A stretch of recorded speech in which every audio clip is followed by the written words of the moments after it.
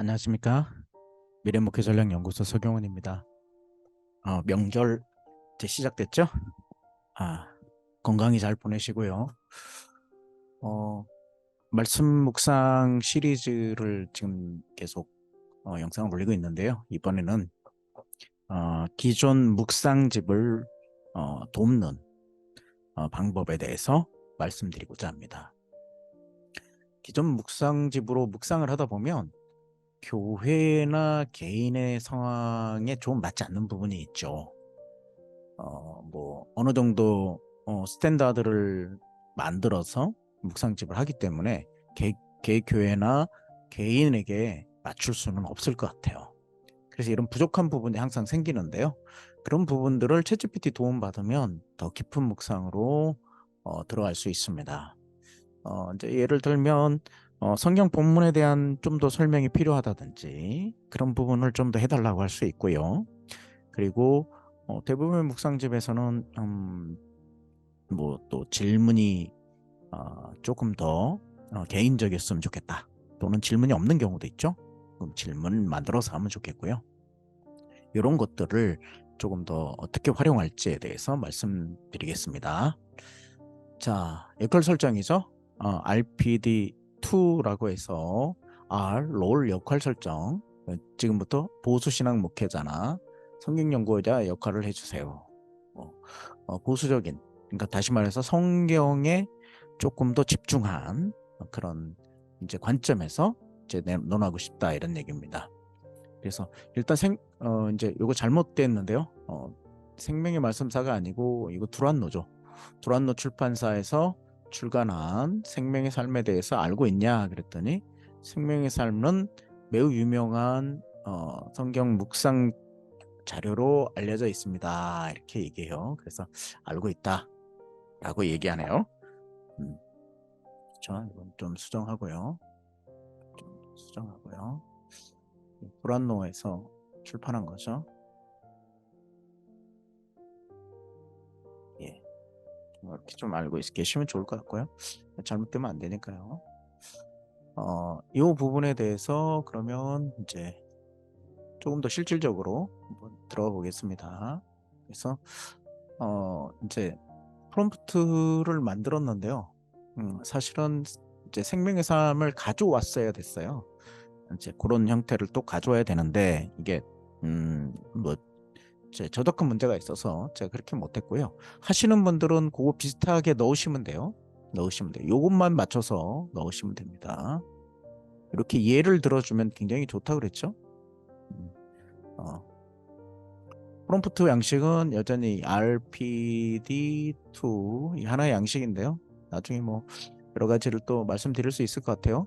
그래서 롤 설정, 그 purpose 목적, 디테일, 그 다음에 타겟, 대상, 아웃풋 폼 이렇게 할 수 있는데 묵상을 하려고 합니다. 해서 이게 이제 아까 롤은 설정했죠. 목회자 보수적인, 그리고 여기 purpose 목적, 그리고 여기에 대한 디테일,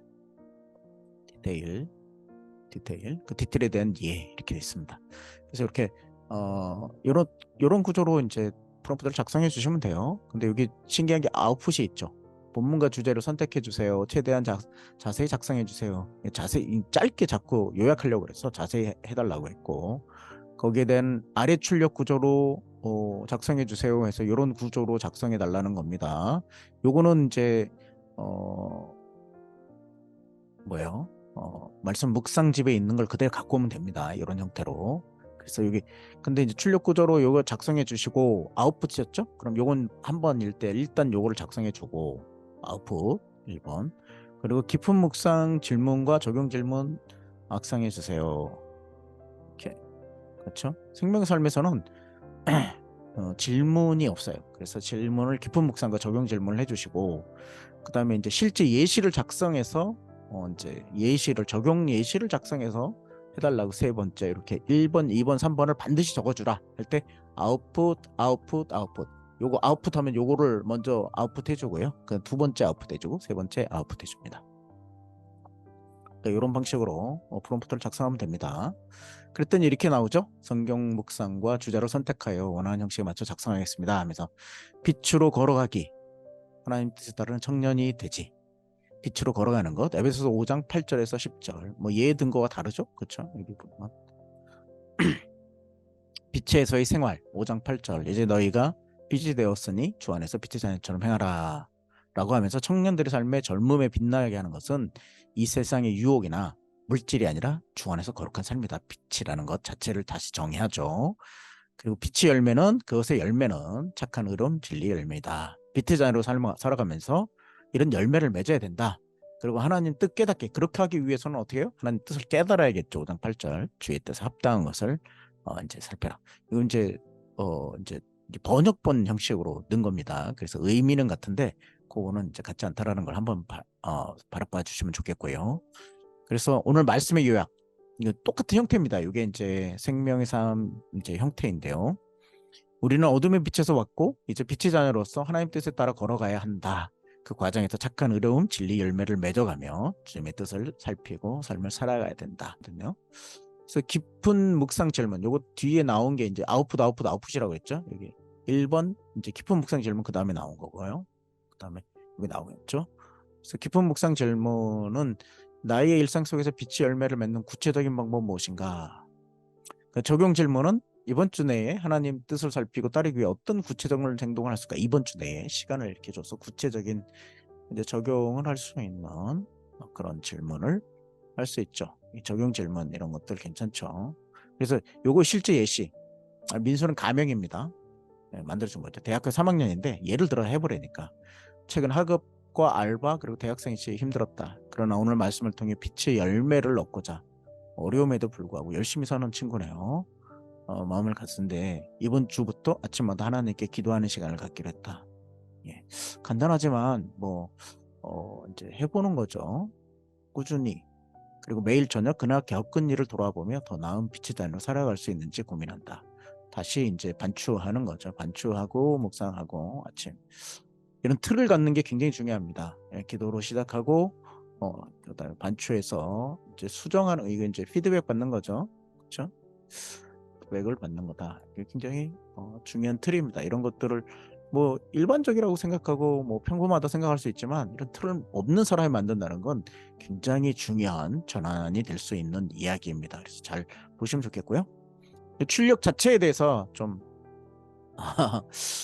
이제 자꾸 반말로 한 것 같아서 존댓말로 좀 고치고 존댓말로 고치고 성경 자체에 집중해서 설명은 성경 자체 그러니까 이제 뭐 적용에 묶여서 적용과 함께해서 하지 말고 설명 자체를 해줘 뭐 그런 얘기죠.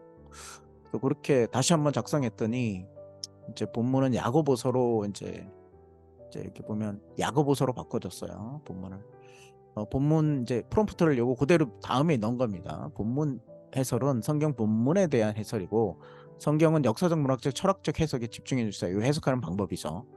방법을 해주고 그다음에 야고보서로 바꿔주시면 끝맛 바꿔주고 끝에는 씁니다, 읍니다 형태로 맞춰줘. 존댓말로 그렇게 직접 지정을 해줍니다. 그래서 씁니다, 읍니다로 맞춰달라고 하면 이제 보통 이제 마침 마지막에 읍니다, 씁니다로 맞춰주는 거죠. 이렇게 해서 작성해주면 본문 해설, 시련의 기쁨, 내용지더라 여러 가지 시련을 만나는 온전히 기쁘게 여기라. 이전에서 이 절에서 야고보는 청년처럼 어려움을 겪었던 모든 이에게 시련 자체를 긍정적인 기회로 볼 것을 권장하고 있습니다. 시련 자체를 긍정적으로 보라. 이게 쉽지 않지만 이제 일단 시작을 이렇게 해라는 거죠. 긍정 자체의 기회로 볼 것을 권장하고 있습니다. 이렇게 얘기하고요. 그 다음에 다양한 핍박과 어려움 속에서 초기 교회 때의 상황을 설명합니다. 그 믿음의 시련과 완성. 너희가 시련을 받을 때 믿음이 시련이 믿음의 시련이라는 거죠. 우리는 시험이죠. 믿음의 시험. 그냥 시험이 아니라. 그래서 인내가 온전히 이루어질 것을 중요시 여기고 있습니다. 그러면 이런 거 봤을 때 이는 내적 성장과 자기 개발에 위한 과정으로 보고 대처하라는 겁니다. 그때 중요한 건 지혜죠. 지혜가 없는 자가 있거든 모든 사람에게 후히 주신 하나님께 구하라는 것입니다. 지혜의 중요성을 얘기합니다. 그래서 어려움과 시련 속의 모든 경륜에 야고보의 말씀처럼 긍정적인 태도로 시련에 대해서 대하고 지혜를 구하라. 지혜가 굉장히 중요하죠. 그런 부분들을 이제 아이고 넘어갔네요. 라고 얘기합니다.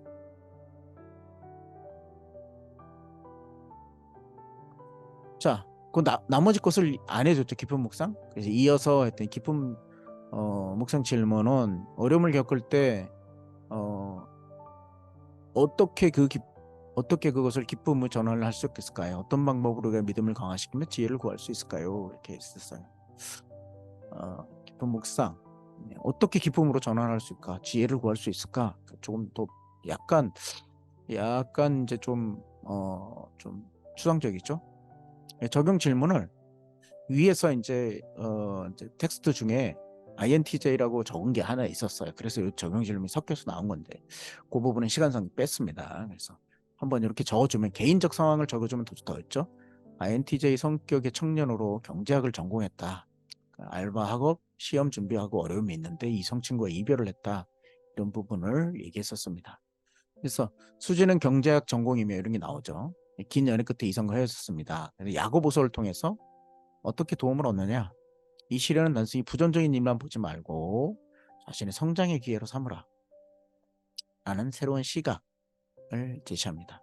그래서 이런 마음을 바탕으로 수지는 지혜를 구하고 시간을 결과로 하나님께 얻은 지혜와 바탕으로 자신의 어려움을 극복할 수 있습니다. 시각 전환을 한번 해보라 라는 거죠.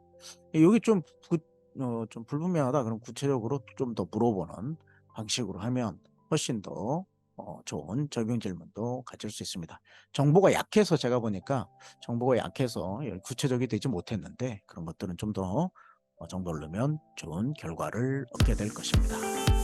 또 다른 영상으로 뵙겠습니다. 감사합니다.